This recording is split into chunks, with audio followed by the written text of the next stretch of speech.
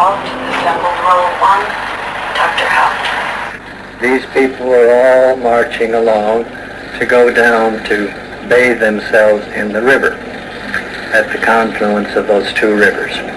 And these are all holy men marching along. And here's where the more wealthy ones are, riding on the elephants. And that's an old Buick. And the holy men are hanging on to the side of the Buick.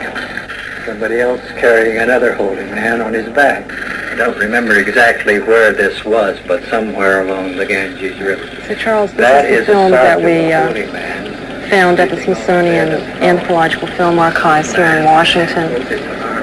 When you called at the request a few months ago, I knew about the Smithsonian source, and they have lots of films from all over the world. This particular film was shot by a man by the name of Robert Hout, who died just last year. And he shot this film in southern India between 1933 and 1937, when he was living in India as an educator. And he became interested in the religious culture of the area, basically as an amateur, and began filming it. And then many years later he returned to India as well. And this is the British policeman. That is a sadhu, a holy man, sleeping on a bed of thorns. This man had both his arms amputated as a Hindu custom for the holy men. Now these guys are doing the rope dance, and the rope goes through a incision underneath their shoulders. And as they dance, they move up and down the rope so that the rope pulls through under that incision. So I understand why they aren't These reading. guys then are the guys who do the rope dance. Now this was not at that same festival or mela. This was at one that I got to. There you can see the ropes coming through under his armpits. And that is a type of self-mutilation, a sort of an initiation ceremony.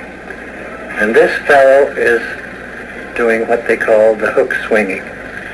And he is suspended up there on this big long pole with two steel hooks inserted into the muscles of his back. And then they swing him around and around in a big circle. And when he comes down, we'll probably be able to see the hooks in his back.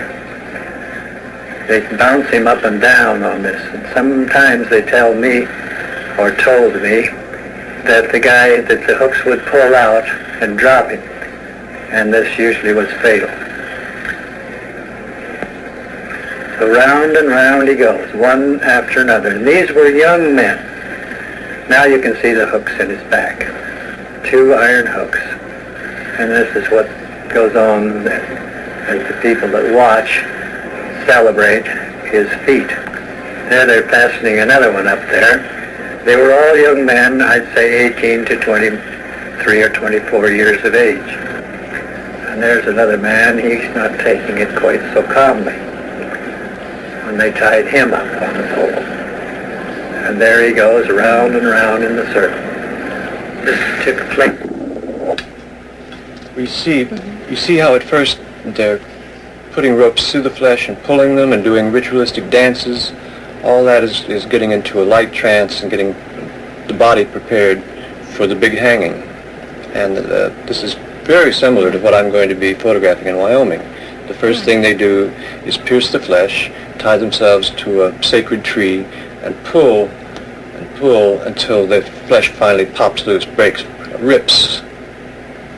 And They're actually pulling rope through the skin. Exactly, and they break the flesh.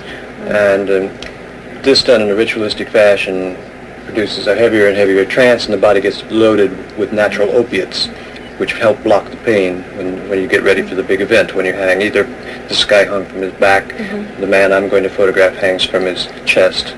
It's exactly the same idea. But with steel hooks again? With steel hooks, yes. Oh, Have you seen a film, A Man Called Horse? Yes, I think Richard Harris was in that. Yes, right. Yeah, years ago. They did that ceremony in that film. That's exactly what I'm talking about. That Sioux Indian ceremony of piercing and hanging.